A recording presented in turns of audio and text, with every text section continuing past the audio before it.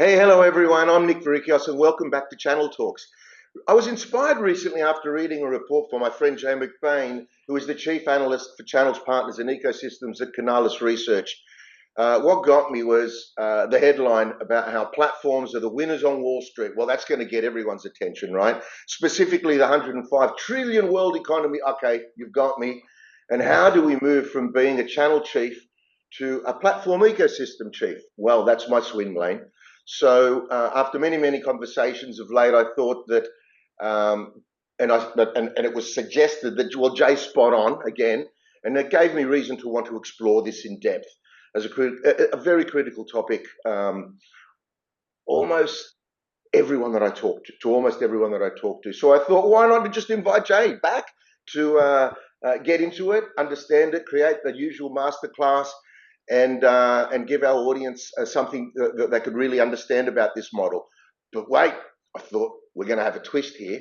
I've also invited one of the most accomplished and esteemed channel chiefs in the world, Michelle Ragusa-McBain, who is the global channel chief at Sonicwall, one of the largest and also longest standing vendors in our world, and particularly in cybersecurity, to help me understand how relevant the significance of this movement is in strategy and investment that Jay speaks to, and to really know how this would work for a future-ready vendor in particular.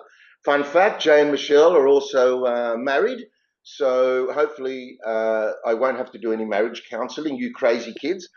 And finally, of course, Scott Prue, my lifetime business partner and mate, who's the CEO of iasset.com, to test the theory and the practice across his experience with a real platform, a real live working platform. Michelle, welcome to Channel Talks, and Jay and Scott, welcome back.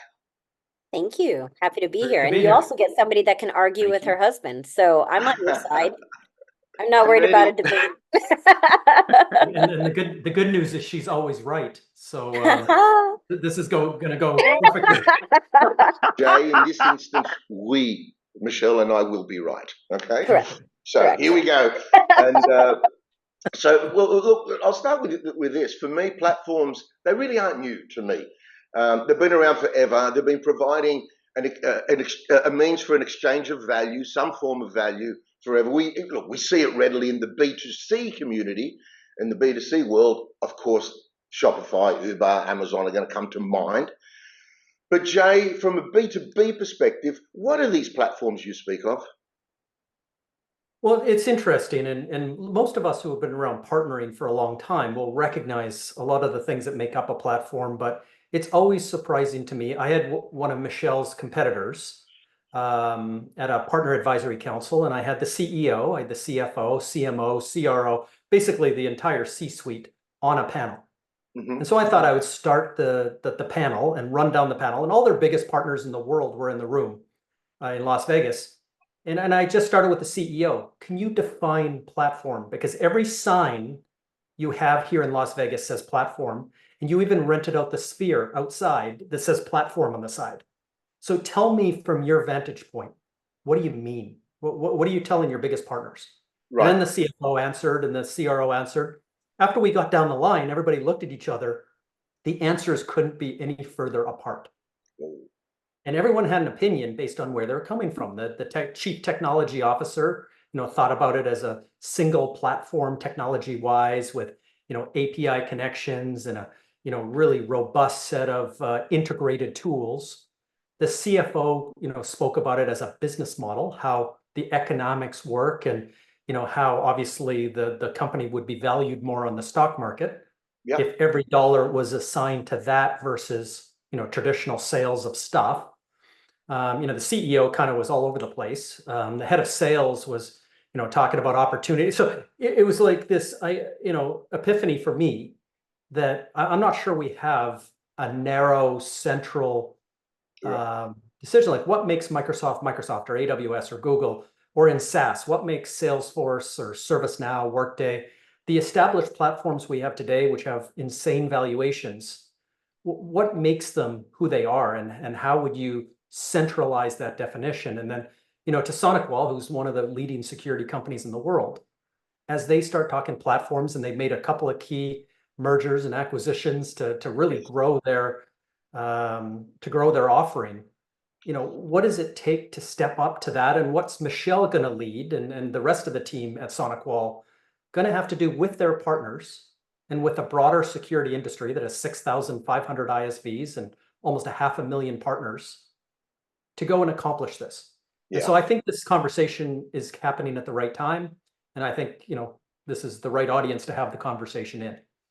Yeah, okay. So on that, perfectly framed, we've got the C-suite coming into the room, Michelle, and it's topical. So in a IT&T B2B world, why now? Why is it because of the confusion that it's only now, or is it just relevant now? Yeah, I think that's a great question. So the first part of it is, and I'll look at Sonicwall specifically, we're a 33-year-old cybersecurity company, probably most known for our beloved firewalls, best in class, low TCO. But that's a product. And in today's world, cybersecurity is a concern because it's not if, but when, right? Cyber criminals are getting more crafty, attacking. You saw that deep fake that happened in Hong Kong where they impersonated the CFO and got $25 million out of the company. So you can see this in politics. You can see it impacting every aspect. And as you mentioned, B2C, our life is very interconnected, smart cities, smart homes. We have Ring doorbells, Nest cameras, everything we do. More and more people are working remotely. They're telecommuting. They're not going into an office. So they're using their personal devices with a shared network with their children and other people that add risk and liability. And so when you think about a partner, back in the day, you were selling somebody something to put in their server room. And now you're selling them layers of security in my particular instance. And those layers are not one SKU, it's an outcome that you need to drive depending on their vertical, their industry, their geography, all of those things wrapped together. And then beyond that, what do partners ask for most? Like there's many things in their stack. It's not one. I'd love to say everything in every partner stack is Sonicwall, but that would be irrational and illogical. There's many things that they're going to put in their stack together. So that's a lot of people. Jay mentioned 6,500 vendors in just cybersecurity alone. What about networking, disaster backup recovery, cloud, all the other ways that people need to leverage technology? And so for a partner, they want ease of use. They want simplicity. They want integration, and they want vendors that want to grow with them. And so our platformization, I think, from an end-to-end solution is how do we create the story of what they need? How do we integrate it? Not only being ecosystem agnostic. So if you're not buying just exclusively Sonicwall, how do we correlate and integrate with these other solutions or providers that are already in your system, your RMMs and your PSAs and these other places where you do business, you're born in the cloud distributors or marketplaces. And I think for us, it's saying we needed to reimagine our people, our programs, and our technology roadmap, sometimes through organic, through what we build, sometimes through our acquisition strategy, and sometimes through our integration strategy, but all of that to serve our customers what they need today. Right. Well, look, that thinking, Michelle, is so way ahead, particularly in terms of appreciating the ecosystem being agnostic. Absolutely, Scott. You can respond if you may through the lens of that mounting pressure that you're seeing, where channel-centric vendors have got a lot of pressure to transition to platforms or an ecosystem business model. What are you seeing? Well, I think to that point, I mean, really, that's why I built the platform in the first place when it was underpinning Distribution Central. Yeah. You can't have although Cisco would like you to only buy Cisco, in reality, customers have all sorts of different point products that do a particular role. And really the objective of the platform, or our platform, was ultimately to underpin all the product life cycles of all these different technologies through the entire channel process. And really you're talking exactly the point we built the platform for, was to make sure that you didn't lose the renewals, the upgrades, the expand sales, the new technologies coming out, and then ultimately the life cycles and the massive amount of pressure now for ESG compliance. So, I mean, it talks right to that point of mixing everything into one bucket so that a reseller or even a distributor can manage, all of those different products across a vast global network. Yeah, look, I keep getting, the sense that this is so relevant, so important, and in some instances, from an offerings point of view, it can be overcrowded. I mean, the Canalys research, Jay's research, is telling us there's 233 companies involved in this, channel automation movement. $5.3 billion, I think, Jay, I'm right, in 2022, spent on it, with a forecast to grow to 11.8, I think, billion. Yep.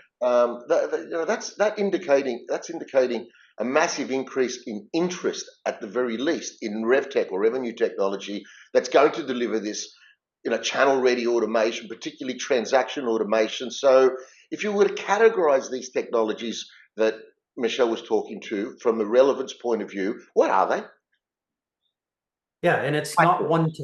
It's not one technology category. And today the tech stack has 11 categories. But the benefit of my job is I get to talk to entrepreneurs around the world who have, crazy ideas that, may soon become billion-dollar ideas. But when, a company like Sonicwall is trying to manage, perhaps 6,000 ISVs that might integrate into the products and create data. And, obviously that data can then go on and train large language models. And, the future of that is just, starting something really interesting. But you also have to understand the average Sonicwall deal has 7 layers. Yeah. So these point solutions might serve a particular geography, a particular job role, an industry or sub-industry, a segment of the market. One of the technology layers, to get closer to zero trust or SASE, it could be a different model itself, from recurring to different kinds of services. There's 20 of those. So there's billions of permutations. And that's why today there's kind of a 7-layer stack, but more than 7 layers of technology. Yep. There's also 7 partners that surround every Sonicwall deal. And every mid-market and above deal in the industry has, very different kinds of partners. And only one of those partners may or may not collect the money. In the case of firewalls, 91.5% of them are sold to, through, and with the channel. But if you flip over to Dell, I just posted on LinkedIn, kind of the latest growth numbers, servers are down to 26 or 27% through the channel now. There's a lot of ODM activity and everything else. And everything else is in between. SaaS is down by 20, now near the 20% mark. The big hyperscalers in the 20 to 30 mark. Whereas, traditional hardware and more traditional software might be upwards of 80 to 90% channel. So in beside all of that, and adding to the revenue operations, which is the resell activity, you then plumb in co-sell, co-marketing, co-innovation, co-development, co-keeping. We got 5 co's that become really important in a platform. And again, there's hundreds of companies that are trying to think about how to work with Scott, how to work with Sonicwall, how to go figure out all these activities in billions of permutations and combinations to land within that 7-layer stack that the customer is going to buy to solve it. So that's why, complexity breeds opportunity. Mystery breeds margin, as it always has in our industry. And I'll say that there's people lining up as entrepreneurs to go crack some of these really, really fascinating challenges looking forward. Yeah, also true. And Michelle, what I want to touch there is, given there are so many layers, so many points of influence, etc., how difficult does customer lifetime value become when you're having so many entities? And what tools and platforms could you envisage that could potentially deliver that customer lifetime value with so many touch points? Yeah, it's a great question. I spent 14 years of my career at Cisco as well prior to joining Sonicwall. Yeah, I worked as a consultant also in the middle there, working with a lot of vendors and partners. And I think that there's a huge opportunity in transition. So in my early days, when I started as an engineer and into sales, we were looking to talk to the CTO or the IT director or the CISO. In a post-pandemic world, everybody procuring this technology is not necessarily sitting in IT anymore. There's a lot of people making tech decisions, and every company is now a technology company. And so we see from every vertical and every industry, from farming and agriculture to construction to finance to every single piece of the organization. There's a lot of different verticals that are deciding how to utilize technology, how to leverage it, what to do to welcome it. In fact, I think the statistic was a partner evaluates their stack every year to make sure they're skating to where the puck is going, and they're identifying the latest and greatest things that they need. AI, next gen AI being the buzzword of choice these days at many conferences. And so there's one is how do I adopt the technologies that I need? What am I going to become expert in or partner with to compensate? You see a lot of mergers and acquisitions happening in our space, both in the vendor side and the partner side as well. So looking at that, you see a lot of people deciding, am I going to compensate for where I'm missing in terms of maybe technology focus or geographical expertise or industry or vertical expertise, segment size, etc. And then you look at enterprise versus SMB, and there's a very different buying motion that occurs in that space. There's the percentage of people that are very informed and understand the importance of certifications and technical aptitude and can know make, model, and specifics to the different technologies in our space. And then there's the people that say, I don't know what it means. I just want you to keep me up and running, safe and protected, and give me peace of mind. And that's where a lot of the managed service providers and other people come into play. So in our space, it's the route to market, i.e., not just the different verticals, industries, segments, and size, but who is prescribing that technology, whether they're an MSP, an MSSP, a traditional VAR, an ISV, a hyperscaler. There's a lot of different roles and responsibilities of who they talk to in those organizations. So it's how do we adopt mind share of those various roles, whether it's recruitment, onboarding, the enablement, and getting them sticky with us, or the customer success that happens in the duration after, so that we continue to maintain at all of those, I think, 7 layers, Jay would say, that are going to make those decisions, both in procurement and in the life cycle of that partner. And so I think we have a lot of work to do as companies, especially older companies who, one, we have a long track record, many partners 10, 20 years, but they too are reimagining their businesses as well. And so as we go through the motion of acquiring new partners and growing the partners that we have today, it's very important that we understand that life cycle and how we continue to maintain the relationship and the mind share with those partners. Yeah, there's so many really important points that I'm going to dig into in a minute. But Scott, from that, all I'm hearing is somehow this all has to come together at the transaction level, because without monetizing it, it's just, what are we doing it for? How would something like an ecosystem CPQ democratize? I'm going to use democratize that channel ecosystem to deliver that customer lifetime value and ensure it's monetized. Well, I think there's 2 parts to what Michelle was talking about. The first part is, let's pull the lid off AI, which I call augmented intelligence, because I don't think it's really artificially intelligent. It's just a super model tracking a lot of data very quickly. But you need the underlying accurate base data, and across a channel, that is a fundamentally complex thing. I mean, I've been doing it nearly for 20 years, and it is a fundamentally complex thing to manage the data flows coming out of manufacturers through distribution, through the partners, whichever partner it is, from hyperscalers to a little ISP somewhere, down to that end customer. So to build our own, let's say, channel AI pieces, you need all of that data. It has to be super accurate, or the AI is going to make incredibly wrong decisions for the most part. From the CPQ piece, really what you're trying to do is make it easy for the average channel partner to get a holistic, I'm a Ray Kroc fan. It's all about the fries, the apple pie, and the Coke with the burger, right? You've sunk all the money in the burger.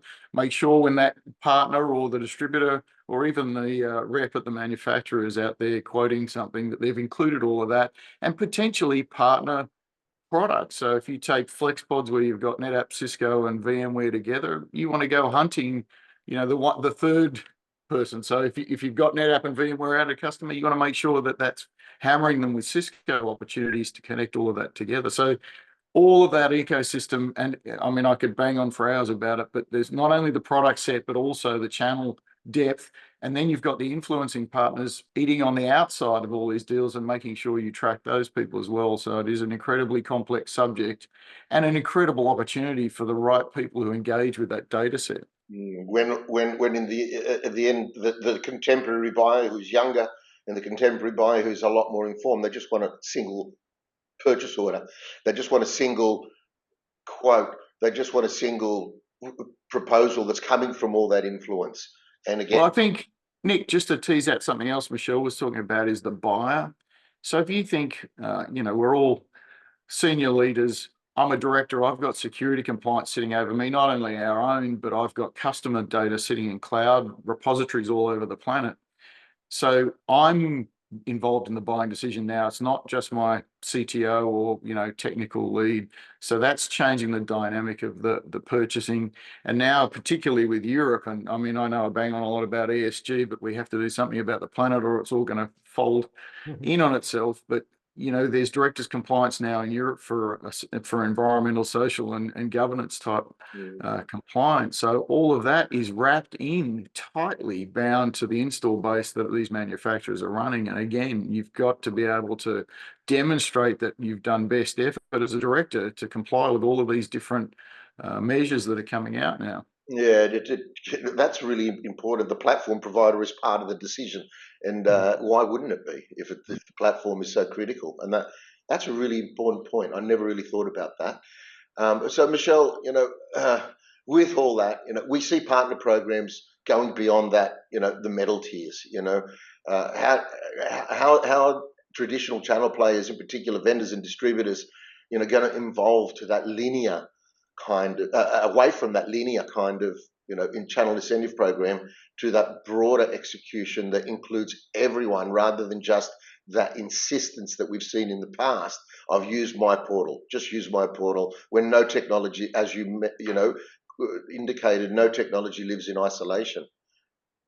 Yeah, so we completely revamped our Secure First program, our metal tier program in February, with our new leadership. And the reason is we did a lot of what we call outside in listening to our partners. What's important to you? What's working? What's not? How can we do better?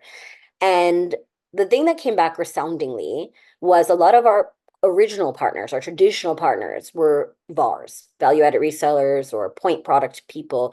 And many of them have evolved their profession to be managed service providers, managed service security providers, and other roles, ISVs, et cetera.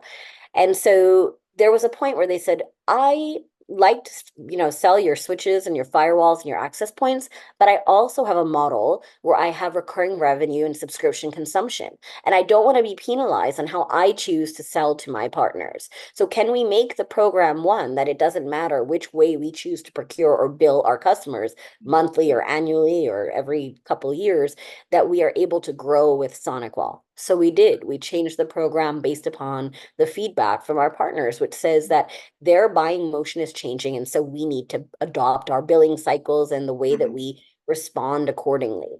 That's just one of the routes to market, but we have to continue to look at that now with our acquisition of Banyan, which is our cloud secure edge, and how we're looking at ZTNA and other pieces of that, our SOC as a service. We just launched in Europe. We have one in America. We will be launching one in Asia.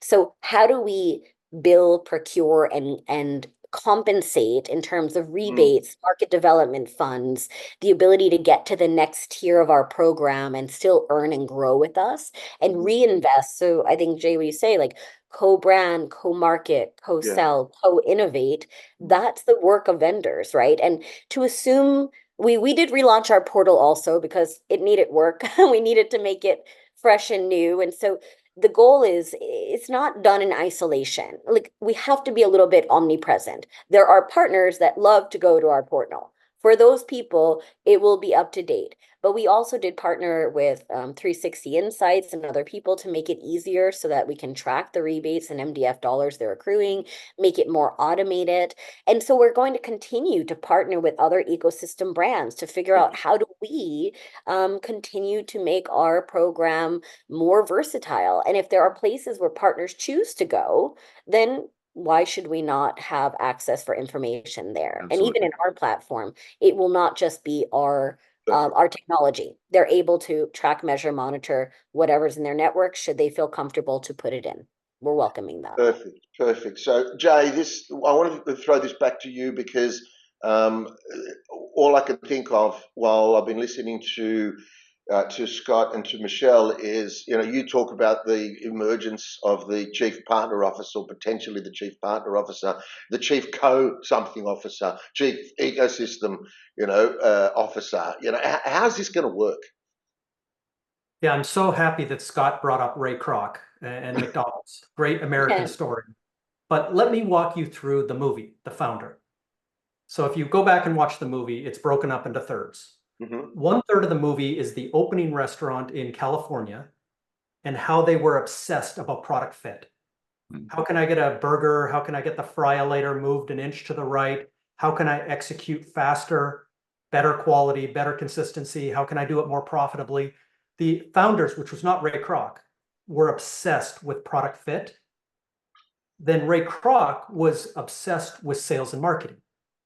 So how many burgers could we sell around the world? What is our TAM, our available market, service available? What's our service obtainable market? What if I put a restaurant in Moscow? What if I put a restaurant on every street corner of every town in the world? How many burgers and fries could we sell? That was the middle part of the movie, which was the franchisee moment.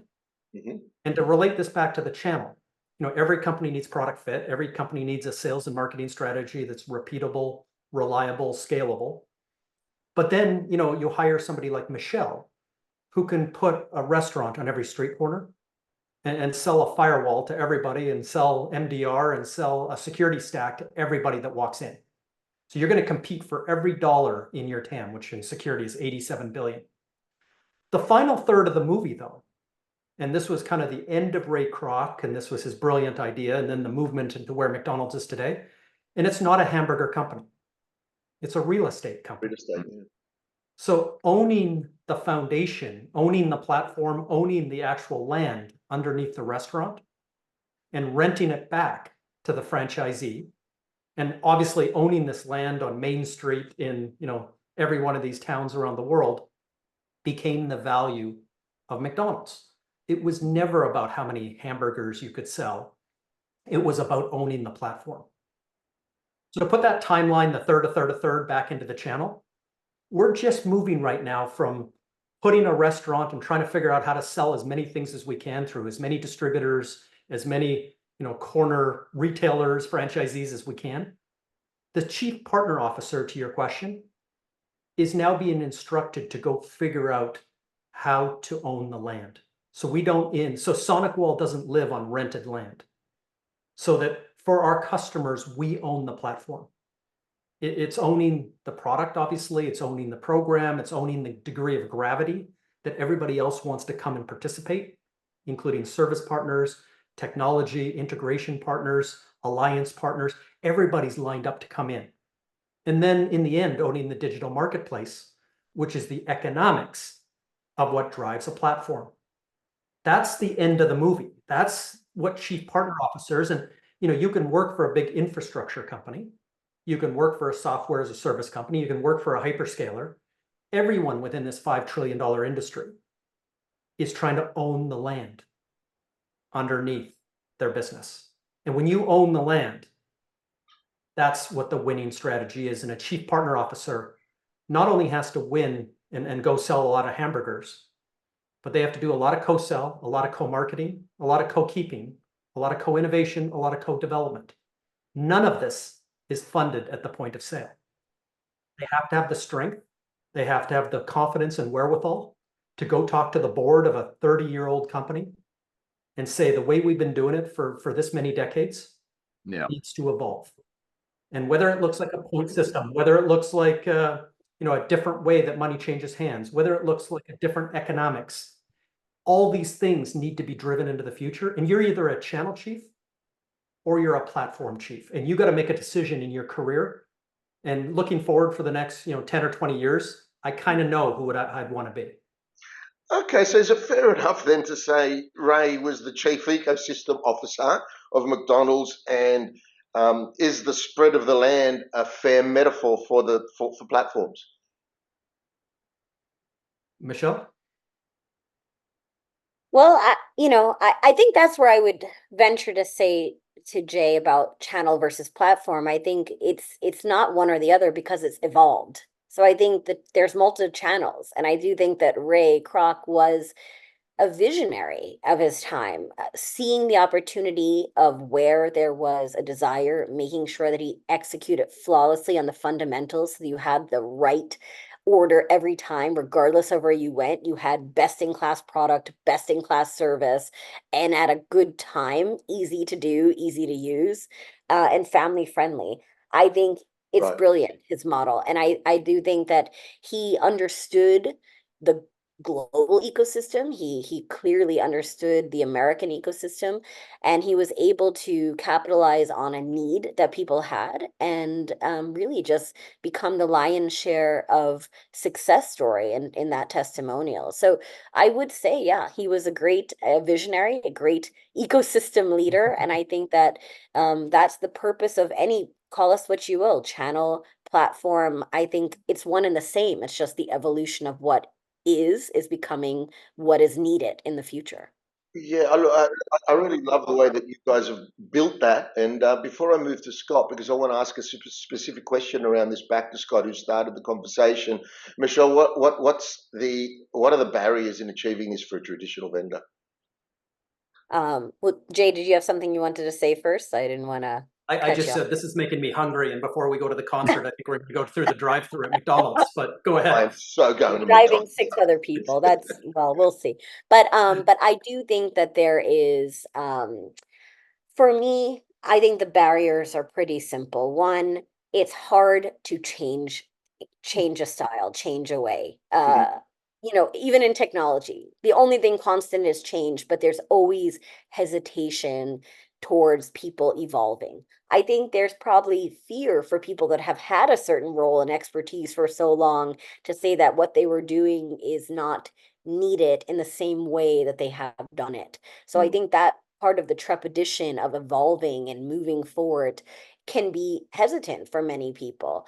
But again, I don't see it as an either or. I see it an extension of how you have to consider the changing landscape, right? So in the channel, there's many routes to market, as I mentioned. If I dissect, and I have in a number of surveys with the channel company and Canalys and CompTIA, what does our demographic of people selling looks like? And it hasn't been the same. It's been an evolution over the 33 years that we've been a company. And in fact, many of those partners will self-identify. I am a VAR and an MSP. I'm an MSP and an ISV.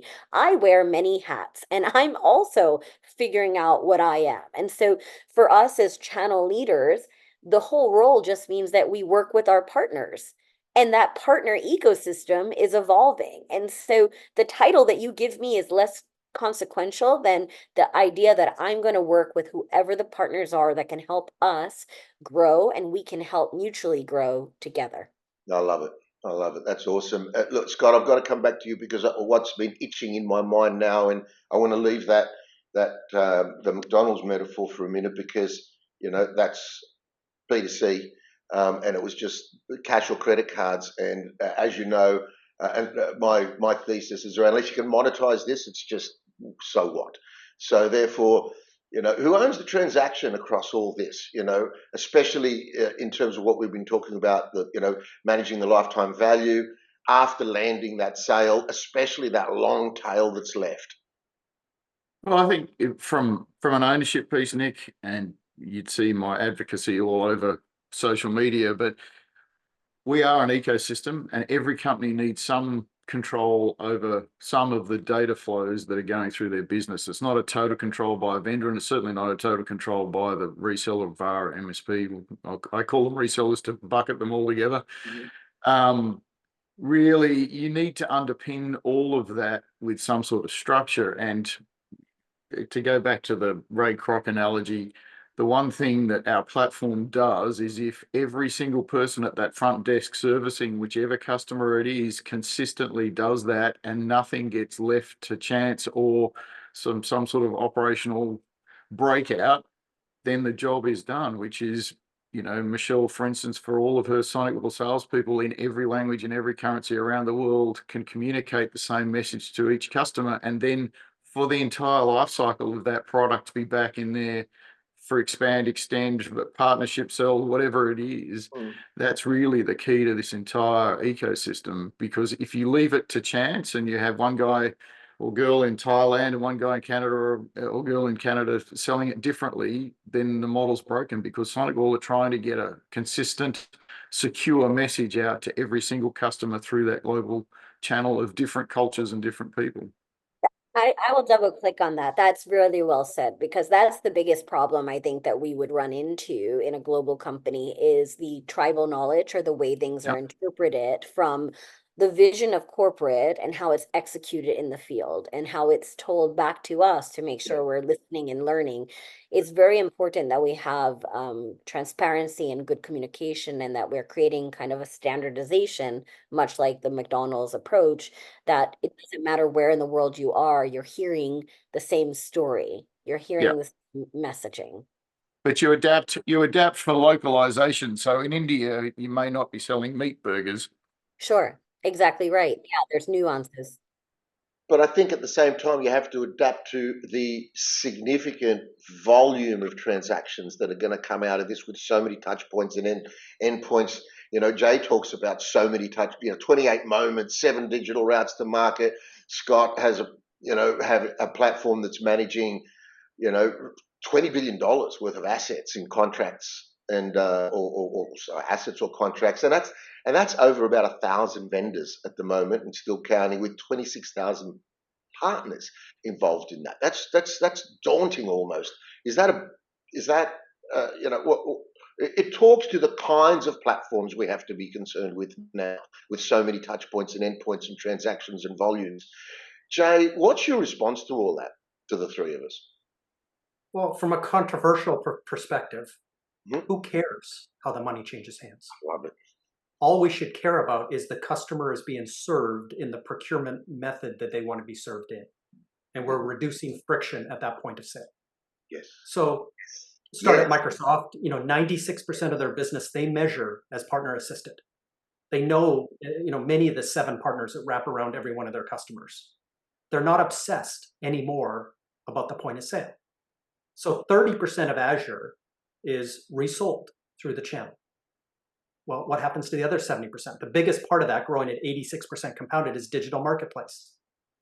Guess what? On the digital marketplace at Microsoft, 30% of the transactions that are done on the digital marketplace are done by partners.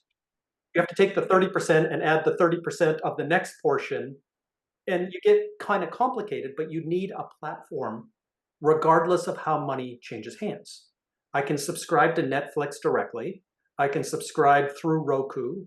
I can subscribe through my cell phone bill that gives me a discount.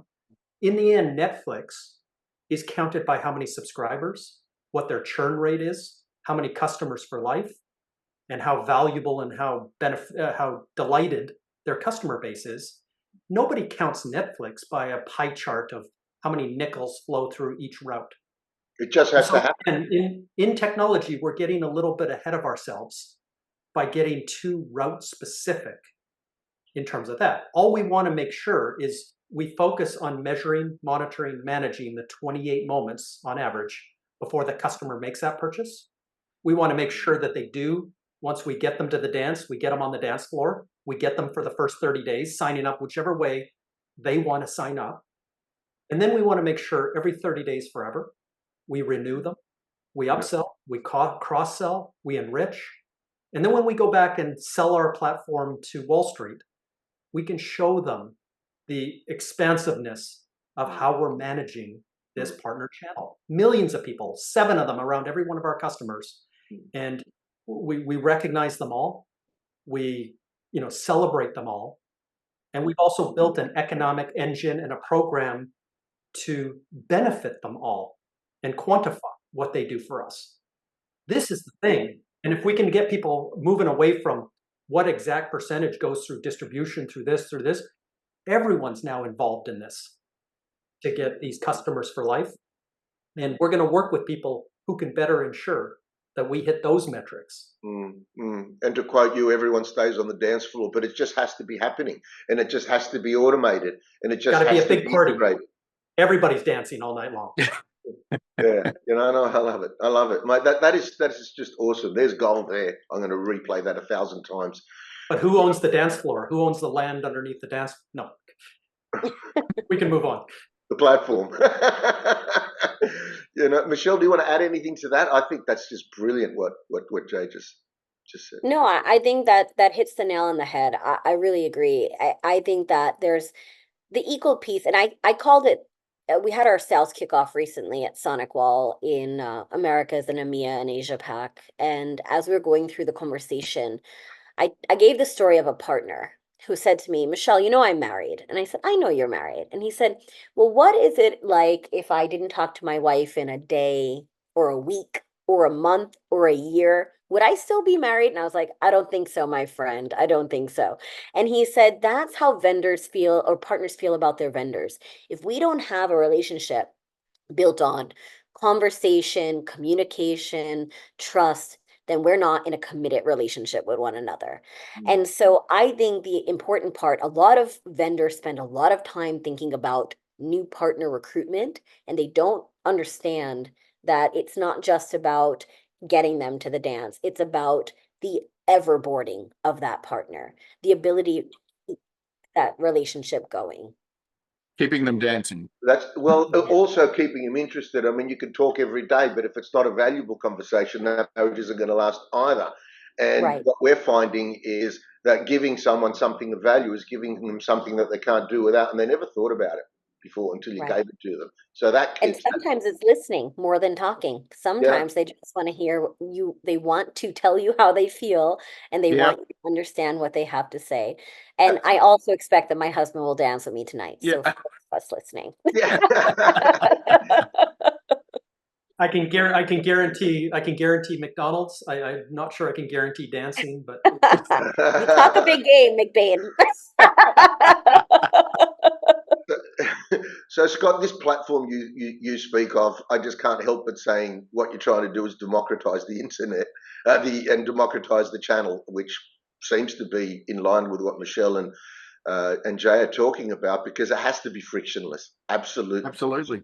Absolutely. I mean, a lot of the efforts we've put in over all of these years is really so that everyone's involved equally, rather than sort of the top-down traditional vendor controls everything.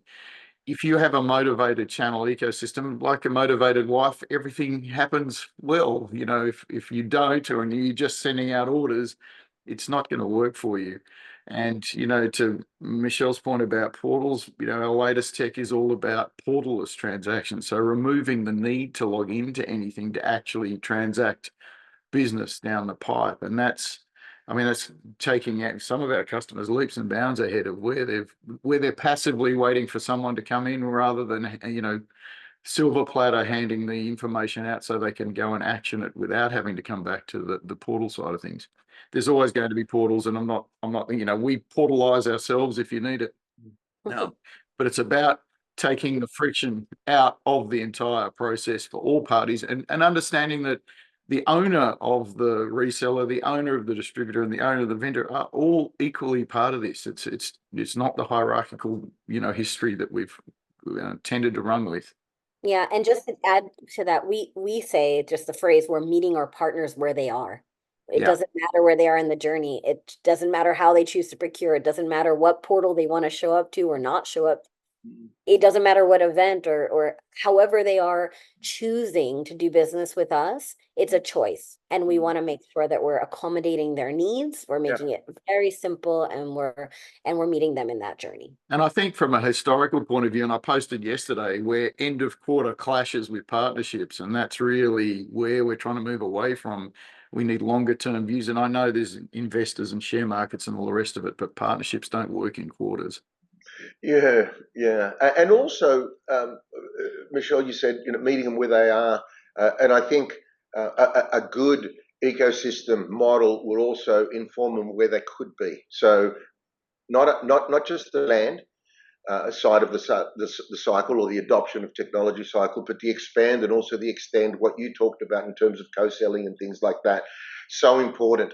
We're getting to that point where you're going to have that burger, Jay, and that concert's going to go on. So I want to finish, as I usually do, on Channel Talks with, very relevant, perhaps controversial, I hope idea, so that we can just, munch on and then get out of here.